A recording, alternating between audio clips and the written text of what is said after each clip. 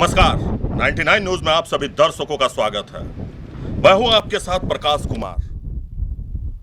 आप मेरे पीछे ये गाड़ियों का रेला देख सकते हैं।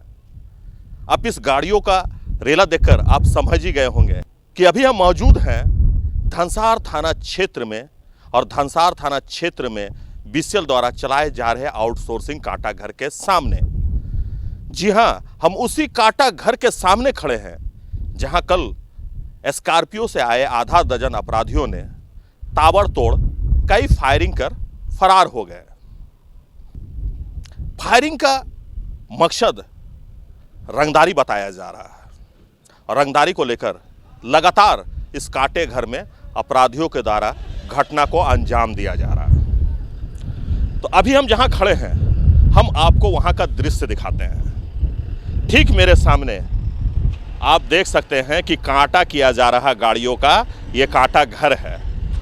ठीक इस कांटा घर के सामने काले रंग के स्कॉर्पियो गाड़ी पे 6 लोग आते हैं, हवाई फायरिंग करते हैं, दहशत फैलाने का प्रयास करते हैं और फरार हो जाते हैं। घटना स्थल पर धनसार थाना प्रभारी पहुंचते हैं, सीएसएफ के इंस्पेक्टर यहां पहुंचते हैं और घटना स्थल से 2 खोखा बरामद कर लेते हैं। लेकिन सबसे बड़ा सवाल यही है कि क्या पुलिस का खौफ अपराधियों के अंदर से मिट चुका है? अपराधी आते हैं, घटना को अंजाम देते हैं और चले जाते हैं। ऐसा भी नहीं है कि अपराधी रात के अंधेरे में आते हैं, अकेले आते हैं, छुपके छुपा के आते हैं, बल्कि काले रंग के स्कॉर्पियो में आते हैं। 6 अपराधी आते हैं, बाहर निकलते हैं, कांटा घर के समीप पहुंचते हैं। कांटा घर में जो लोग रहते हैं उनसे रंगदारी की मांग करते हैं और वो विरोध जताते हैं। उस दौरान गोली फायरिंग की जाती है और इसके बाद वो चले जाते हैं। तो क्या ये हम मान लें कि कोयलांचल में अब अपराधियों का बोलबाला हो चुका है? क्या अब हम ये मान लें कि अपराधी बेलगाम हो चुके हैं?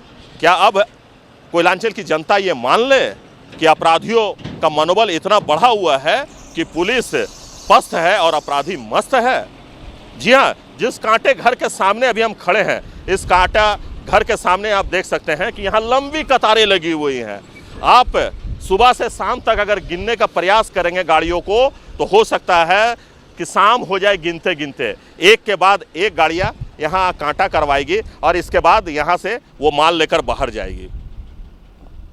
इस कांटे घर में कहा जाता है कि जो लोग इसे देखभाल करते हैं, जो यहाँ के लोकल लोग हैं, जो खादी पहनकर नेतागिरी करते हैं, उन्हें मोटी रकम इस कांटे घर से उपलब्ध हो जाता है। जो अपराधी हैं वो चाहते हैं कि अगर नेतागिरी करने वाले, खादी धारण करने वाले नेताओं को अगर मोटी रकम यहाँ से मिल सकता है, जो यहाँ पे रहते हैं उसे मोटी रकम मिल सकता है, तो फिर हमें क्यों नहीं? और इसी को लेकर लगातार इस कांटे घर में गोलीबारी की जा रही है। मैं आपको बता दूं कि 18 मई की अगर हम बात करें तो उस दिन भी एक घटना घटी। एक ट्रक कांटा घर के ठीक सामने लगा हुआ था कांटा कराने के लिए। उसी दौरान कुछ अपराधी आते हैं और ट्रक के मुंशी को अपने गिरफ्त में ले लेते हैं। उनके कनपट्टी पे पिस्टल तान दिया जाता है और ये कहा जाता है कि आप हमें रंगदारी दें। वो विरोध जताते हैं तो उन्हें बुरी तरह से पीटा जाता है। इस घटना को लेकर धनसार थाने में एफआईआर भी दर्ज है, लेकिन अपराधी अब भी पुलिस के गिरफ्त से बाहर है। क्योंकि ये कांटा घर, अगर हम धनसार कांटा घर की बात करें तो ऐसा नहीं है कि इसी कांटे घर पे अपराधियों का तांडव देखने को मिलता है।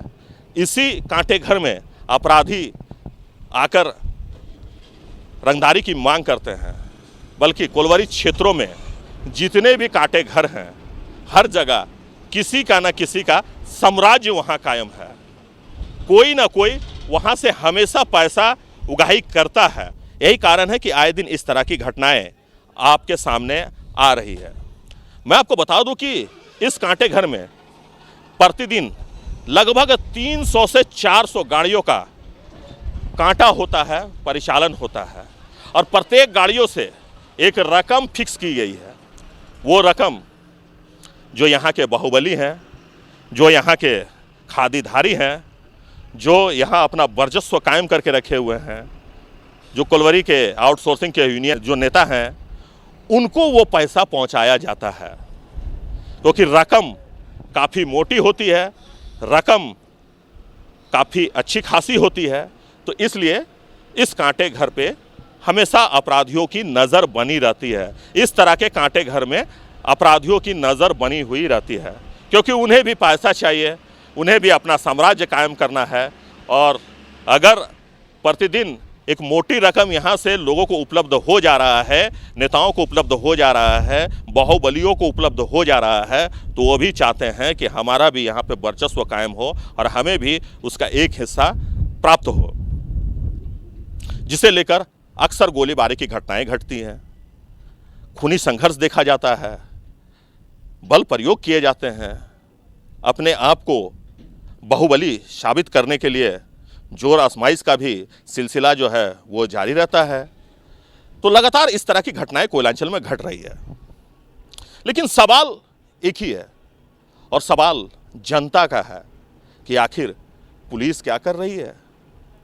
क्या पुलिस सोई हुई है? क्या पुलिस अपराधियों के सामने पूरी तरह से पस्त हो चुका है?